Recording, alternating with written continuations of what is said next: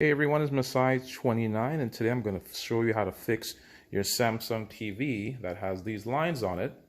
So what you're going to do is you are going to go behind your TV and you're going to look at the HDMI cable port that's going to be right here. See this HDMI port right here? And all you're going to do is you're going to go ahead and press it in.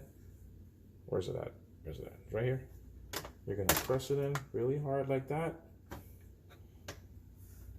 And then when you come back to the front, it should just come back.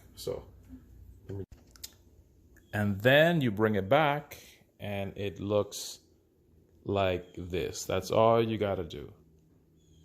Yep. So if you guys like my video, please rate, comment, and subscribe.